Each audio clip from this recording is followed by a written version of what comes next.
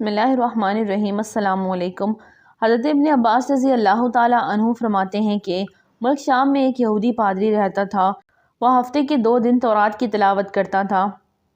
ایک مرتبہ اس نے تورات کھولی تو 4 مقام پر ہمارے نبی حضرت محمد صلی اللہ علیہ وسلم کی تعریف و توصیف دیکھی۔ یہودی نے وہ جگہ کاٹ کر جلا دی۔ اگلے ہفتے تورات کھولی تو 8 جگہوں پر حضرت صلی اللہ علیہ وسلم کی نعت و صفت کا ذکر پایا، اس نے یہاں سے بھی کاٹ کر جلا دیا۔ تیسرے ہفتے دوبارہ تورات کھولی تو 12 مقام پر یہی تذکرہ موجود پایا۔ اس نے سوچا اگر میں یوں ہی کرتا رہا تو ساری تورات اس تذکرے سے پر ہو جائے گی۔ وہ اپنے ساتھیوں سے پوچھنے لگا کہ محمد کون ہیں؟ انہوں نے جواب دیا کہ ایک جھوٹا شخص ہے، معاذ اللہ، بہتر یہی کہ تو اسے دیکھے نہ وہ تجھے دیکھے۔ یہودی پادری کہنے لگا، موسیٰ کی تورات کی قسم، مجھے اس کی زیارت سے نہ روکو۔ ساتھیوں نے اجازت دے دی۔ وہ اپنی سواری پر سوار ہو کر دن رات منزل بہ منزل چلتا رہا۔ مدینہ منورہ کے قریب پہنچا تو سب سے پہلے حضرت سلمان فارسی رضی اللہ عنہ سے ملاقات ہوئی۔ انہیں بہت خوبصورت دیکھ کر سمجھا کہ یہی محمد صلی اللہ علیہ وسلم ہیں۔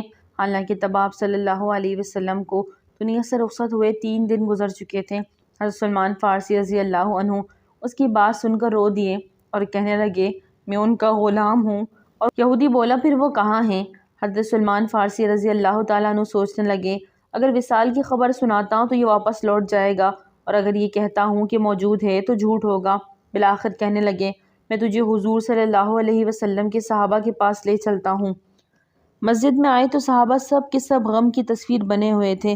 یہودی نے یہ سمجھ کر کہ حضور ان میں ضرور موجود ہوں گے، السلام علیکم یا محمد کا کلمہ پکارا، جس سے صحابہ کرام میں ایک احرام مچ گیا اور سب آہو بکا کرنے لگے اور اس سے پوچھنے لگے، تو کون ہے جس نے ہمارا زخم تازہ کر دیا؟ کوئی اجنبی شخص معلوم ہوتا ہے، شاید تجھے خبر نہیں کہ حضور صلی اللہ علیہ وسلم کا 3 دن پہلے وصال ہو چکا ہے۔ یہ سن کر یہودی چیخنے لگا، ہائے میرا غم، ہائے میرے سفر کی ناکامی، اے کاش میری ماں مجھے نہ جنتی، اگر جن دیا تھا تو میں تورات نہ پڑھتا، وہ بھی پڑھ لی تھی، تو کاش آپ کی تعریف و توصیف پر نظر نہ پڑتی، اگر یہ بھی ہو گیا تو مجھے آپ کی زیارت نصیب ہو جاتی۔ پھر کہنے لگا، یہاں علی موجود ہے جو مجھے نبی کریم صلی اللہ علیہ وسلم کے اوصاف اور حلیہ مبارک کا تعارف کرائیں۔ حضرت علی آگے بڑھے اور فرمایا کہ میرا نام علی ہے۔ وہ بولا، میں نے تیرا نام بھی تورات میں دیکھا تھا۔ حضرت علی رضی اللہ تعالی عنہ نے حلیہ بیان فرمانا شروع کیا۔